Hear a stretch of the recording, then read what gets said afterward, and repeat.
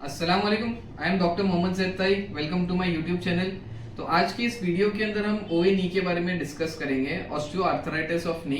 Actually बहुत सारे patient आते हैं और उनकी कंप्लेंट से रहती है कि सीढ़ियाँ चढ़ने उतरने में घुटनों में दर्द हो रहा है, चलने फिरने में घुटनों में दर्द हो रहा है, नीचे बैठ के उठने को तकलीफ हो रही है, इंडियन टॉयलेट यूज करने को नहीं जम रहा है, मांडी डाल के बैठने को तकलीफ हो रही है, जब फोल्ड करते पैर को तो घुटने के अंदर पेन होता है। तो ये सब क्यों होता है, कैसे होता है, क्या होता है घुटनों के अंदर, तो ये तकलीफ होती है, ये सारी चीजों के हम अंदर ये चीजों के बारे में हम बात करेंगे।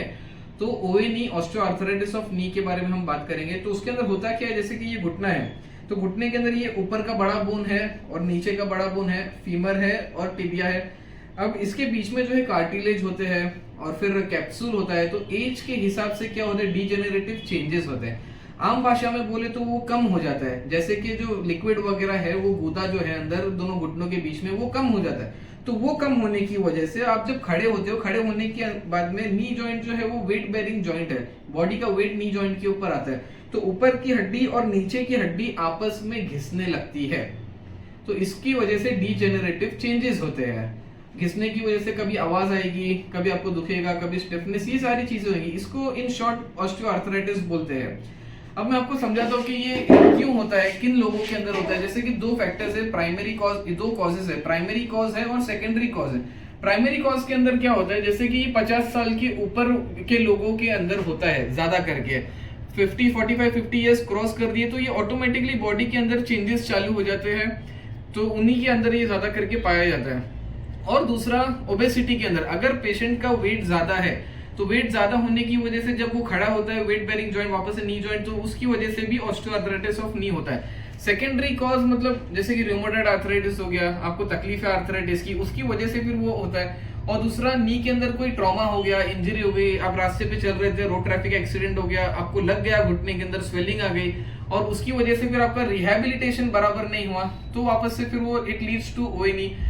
और फिर जो है कि स्पोर्ट्स इंजरी हो गई, आपको खेलने की वजह से कुछ हाई इंपैक्ट हो गया आपकी नी जॉइंट के ऊपर, उसकी वजह से लिगामेंट टेयर हो गया, लिगामेंट इंजरी हो गई, फिर उसका रिहेबिलिटेशन बराबर से नहीं किया आपने, आपका नी बराबर से फोल्ड नहीं किए, तो इट लीड्स अगेन टू ओए नी, ऑस्टियोआर्थराइटिस नी। और इसकी वजह से क्या होता है, अगर आपका ऑस्टियोआर्थराइटिस ऑफ नी बढ़ जाता है तो इसकी वजह से नॉक नीज होते हैं और बो लेग्स होते हैं। जैसे कि आपका घुटना जो है दोनों करीब आ जाएगा या तो अलग हो जाएगा। ये एक्सट्रीम केसेस के अंदर ये भी देखने को मिलता है। तो ये सारी चीजें हैं जो ऑस्टियोआर्थराइटिस क्यों होता है, ये सारा मैंने आपको बताया। अब इसके अंदर क्या होता है ऑस्टियोआर्थराइटिस के अंदर, जैसे कि सबसे पहले पेशेंट की कंप्लेंट क्या रहती है कि क्रंचिंग और पॉपिंग साउंड आता है ड्यूरिंग मूवमेंट, कि जब भी मूवमेंट घुटना मोड़ के जब सीधा करते हैं तो घुटना आवाज करता है। जब भी हम घुटने को ऐसे मूवमेंट करते हैं तो मूवमेंट करने के बाद जब आप हाथ रखोगे तो घुटने के अंदर आवाज आती है। तो ये सबसे पहली कंप्लेंट रहती है। उसके साथ साथ आवाज आने के साथ साथ क्या होता है, पेन होता है। पेशेंट को घुटना मूवमेंट करने के बाद दुखता है कि ऐसा लगता है कि जान निकल जाएगी करके, घुटना मोड़ने को ही नहीं होता बिल्कुल भी, उसको पैसिवली करवाना पड़ता है। अगर नहीं हो रहा है तो किसी को बोल के फिर आपको घुटना मोड़ के सीधा करवाना पड़ता है। स्टिफनेस आता है, मॉर्निंग स्टिफनेस रहती है घुटने के अंदर, सुबह उठने के बाद कम से कम आधा घंटे तक का जॉइंट स्टिफ रहता है। जब तक आप खुद से जबरदस्ती से अगर उसको हिलाओ नहीं, घुटने को सीधा नहीं करो, तब तक का वो होता नहीं है। डिफॉर्म नी जॉइंट, जैसे मैंने आपको बताया, नॉक नीज होता है और बो लेग्स होता है। घुटने का पूरा आकार जो है कि चेंज हो जाता है, या तो दोनों घुटने करीब आ जाते हैं एक दूसरे के, या तो दोनों घुटने एक दूसरे से अलग हो जाते हैं। और एक्सट्रीम होने के बाद स्वेलिंग भी आती है घुटने के आजू बाजू में, पूरा घुटना आपका सूजा हुआ रहता है। और मूवमेंट करने के ऊपर, वॉकिंग करने के ऊपर, साइकिलिंग एक्टिविटी करने के ऊपर, कोई भी एक्टिविटी जिधर घुटना मुड़ना चाहिए वो आपकी प्रॉपरली नहीं होती है ड्यू टू अफेक्टेड जॉइंट्स। तो ये सारा सिम्टम्स आपको ऑस्टियोआर्थराइटिस के अंदर देखने को मिलता है।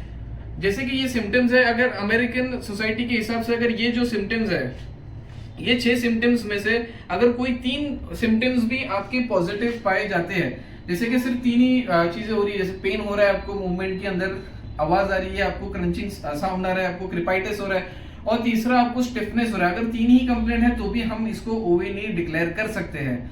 मतलब कोई भी जॉइंट दुख रहा है और आपको उसको ओए नी बोल रहे हो, कितना भी कैसे भी दुख रहा है, तो वैसे नहीं, ये सारे पॉइंट्स उसके अंदर मौजूद होना चाहिए। ये 6 में से अगर 3 भी पॉजिटिव है तो हम उसको डिक्लेयर कर सकते हैं कि है कि ओए नी है। अब इसके ट्रीटमेंट में क्या करना है हमको, सबसे पहले क्या करना है कि वेट कम करना है। अगर पेशेंट का वेट ज्यादा है, पहले पेन सबसाइड करना है उसका। पेन सबसाइड करने के बाद पेशेंट को कहना है कि आपका वेट कम करो, तो ऑटोमेटिकली तकलीफ आहिस्ता आहिस्ता कम हो जाएगी, नहीं तो ये बढ़ती रहेगी। तो वेट कम करना है।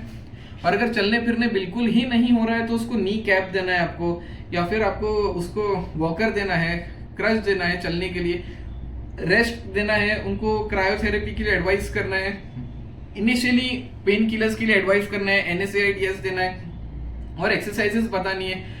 और फिजियोथेरेपी इंपॉर्टेंट रोल प्ले करता है। ये सारी चीजों के साथ में आपको फिजियोथेरेपी करना है। तो फिजियोथेरेपी के अंदर पूरा रिहैब कैसे करना है, क्या करते हैं हम, उसके अंदर ये नेक्स्ट वीडियो के अंदर डिस्कशन करेंगे।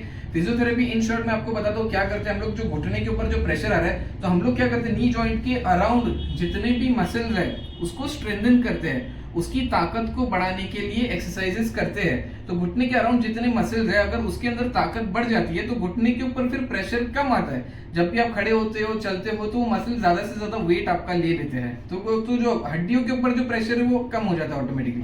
तो रेंज ऑफ मोशन, रेंज बढ़ाने के लिए एक्सरसाइज करना है, और जो हमको स्टेबिलिटी की एक्सरसाइजेस करना है और स्ट्रेंथनिंग एक्सरसाइज करना है, ताकत बढ़ाने के लिए हमको एक्सरसाइजेस करना है।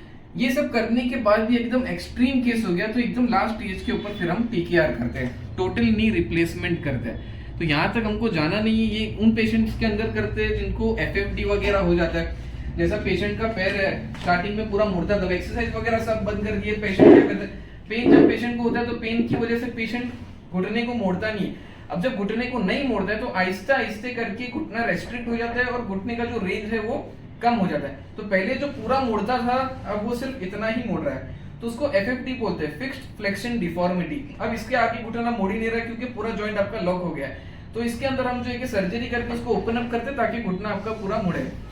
तो ऐसी वीडियो नेक्स्ट वीडियो के अंदर हम फिजियोथेरेपी ट्रीटमेंट के बारे में डिस्कशन करेंगे कि कैसे जॉइंट रेंज बढ़ाना है, पेन कम करना है और एक्सरसाइजेस वगैरह क्या करनी है। ये सारी चीजों के अंदर हम नेक्स्ट वीडियो के अंदर डिस्कशन करेंगे।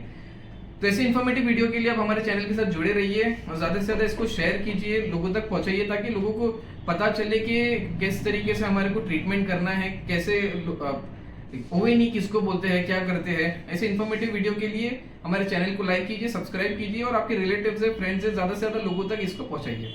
Thank you so much.